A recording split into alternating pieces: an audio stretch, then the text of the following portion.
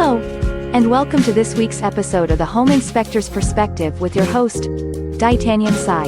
In this week's episode, we will discuss how to vet a home inspector. Are you ready? Let's begin. And here's your host, Daitanyan Sai.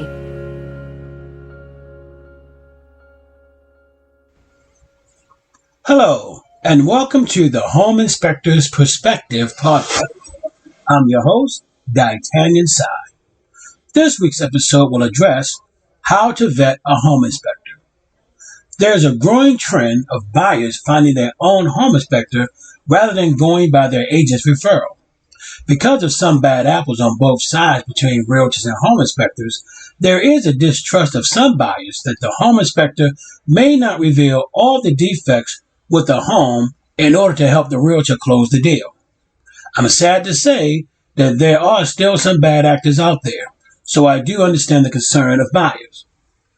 Now, I had a client not too long ago hired me to do a home inspection, and so I go down there and I'm just doing the inspection as normal, and about 20 minutes in, the client says to me, "I have a confession to make." And I'm a little thrown off by that statement, because I'm like, what in the world could a client share to me? What does she have to confess to me? Well, she said, I just want to let you know that I did have a home inspection on this home already. And I said, well, if you had a home inspection done already, then why did you hire me? She said, well, my agent referred the last home inspector. So right then and there, I knew that she didn't feel comfortable, I guess, with how that home inspection was done by the previous home inspector. But interestingly enough, she still had the exact same agent, representing her. So as I did the inspection, I pointed out some things that were not pointed out in the previous inspection. However, we didn't do the inspection the same day, so an inspection is a snapshot in time. So the conditions of the home very well could have changed from the time when the initial inspection was done and when I did my inspection of the home. But nevertheless, she just did not feel fully comfortable with the inspection report that was given to her by the referral that she provided for the home inspector, and therefore led me to being hired. So, because the home inspection is an important part of the home buying process, who you choose to do your home inspection is equally as important. So I'll share some things to look for and some questions to ask. At the end of the day, you want to feel comfortable that you have chosen the right person to do your inspection. So let's begin with where you should start, even if you decide to go with who your agent refers you to. The home inspector should have a website. There you should be able to find how long they've been in business, what services are offered, their training and license status, sample reports, and reviews. Let's take a deeper look at each one. So the website is typically your introduction to learn about the home inspection company or solo inspector. There's usually an About Us or About Me page where you can typically find out how many years they've been in business, their philosophy and values, license and certifications. Many home inspectors are associated with either ASHI, which is the American Society of Home Inspectors, or INNACHI, the International Association of Certified Home Inspectors, or members of both. So as you look at this information, don't overestimate how much experience an inspector has. It should be a factor, but not the sole determining factor. Many people want their home inspector to be a one-stop shop for their needs, so you'll want to know what is offered. The inspector may offer a service you didn't realize was an option you'd be interested in.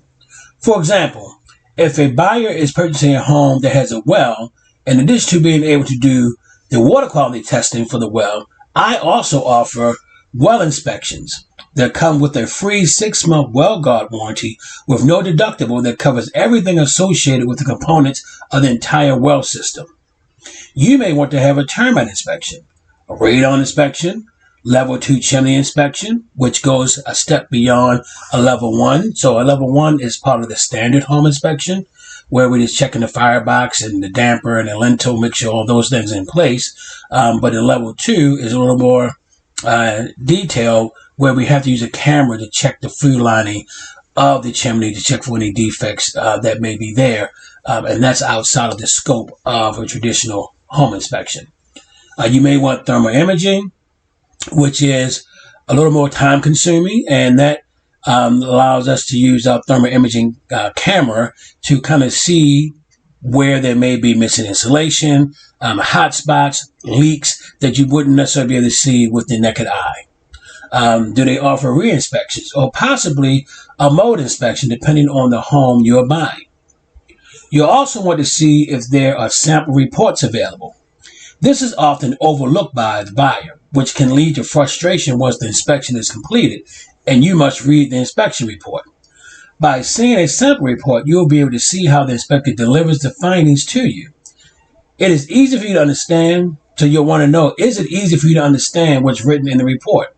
Are there a lot of pictures to show defects to help you better understand the condition of the home? Does the report contain videos that further show the condition of the home in real time? If the inspection report is difficult for you to understand, then it won't be very useful to you to make a truly informed decision on how you want to move forward with the home. The website should have a page or widget where you can see reviews left by previous clients. In looking at the reviews, you may be able to find the answers you were looking for to make you feel more comfortable moving forward with the inspector. I'm a firm believer that prospective clients find themselves within the reviews of others, and that's why I have some clients schedule me to do their inspections without ever speaking with them.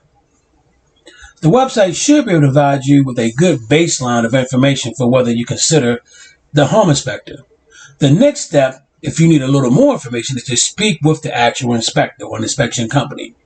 Here you can get a sense of how your interaction with the inspector will be.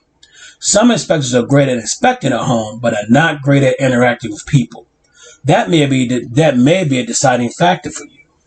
You'll want to ask if they're available to answer questions that you may have after the inspection is over with.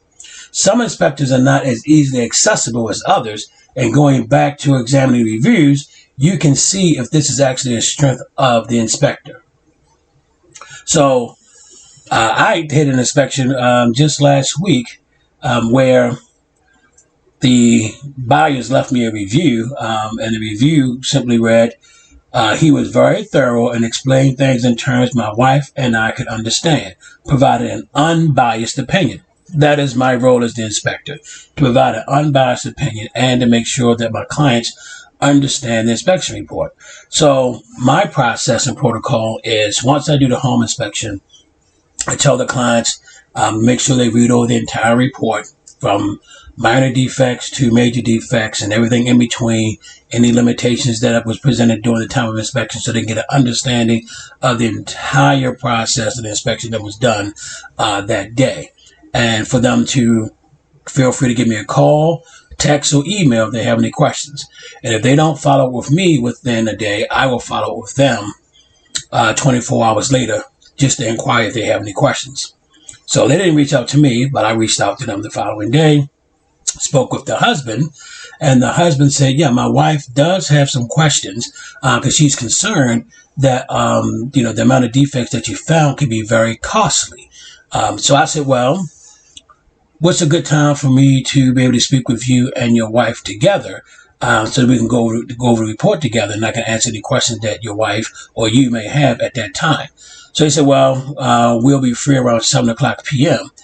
He said, are you available? I said, well, I'll make myself available. So I put in my calendar, 7 o'clock appointment to speak with the family. 7 o'clock I called, spoke with the wife and the husband at the same time, went through the report section by section, explained and clarified all the information that they had questions about as we went through each section. And at the end, they felt very comfortable now about moving forward with the home. So whatever their misunderstandings were, I was able to help clear up. And therefore, they were able to leave me the review that he was very thorough and explained things in terms of my wife and I could understand, provided an unbiased opinion.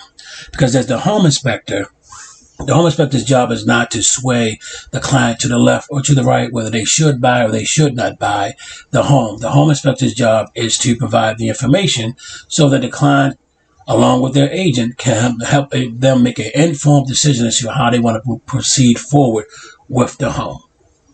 All right, so let's continue. So you'll also want to ask if they offer any discounts, such as a first-time homebuyers discount, military, or repeat inspections discount. For the latter, the repeat inspections discount. Let's say you may have an inspection on a home, and as a result of the inspection, you decide not to move forward with the home for whatever reason may be. Does the inspector offer a discount to you for using them again? Now, I offer all my clients a repeat discount because I'm very appreciative of them wanting to choose me again. There are plenty of times where folk have had an inspection and they find another home and they choose someone else. And that's how I get some business because they chose not to use the inspector they had before. You'll also want to ask them what all comes with the home inspection. Some inspectors offer a free termite inspection with their inspections. Others don't offer anything besides the inspection itself. And any additional services are considered add-ons that come at an additional cost. With my inspections, my standard inspection comes with a free termite inspection, as well as a full set of warranties that include a 90-day structural mechanical warranty, a 90-day water and sewer line warranty, 90-day mold safe warranty, and a 5-year roof leak protection warranty. These warranties are intended to provide the buyer with peace of mind in knowing that when they move into the home, they'll have coverage. So in the event something comes up, because the actual inspection that took place is just a snapshot in time, and anything in the home can happen, that the conditions of the home can change. So the conditions of the home can change at any time after the actual inspection is done. So I offer my clients, the free 90-day warranty that covers the appliances and systems in the home. So you'll want to know what all you're getting with the inspection and that they may be a deciding factor for you as well. Because the home inspection is such a critical piece of the home inspection, you'll notice I did not mention price. I recommend you hire your home inspector on the value they offer you as you factor in experience, the inspection report, personal interaction, services you need, reviews, etc. The question is, will the money be well spent on ensuring that you have a great understanding of the condition of the home so that you can make informed decisions on how to proceed in moving forward. In closing, I hope what was shared today will be helpful in helping you to vet and choose your home inspector. If you like what you hear, be sure to tune in to the next episode. Take care for now.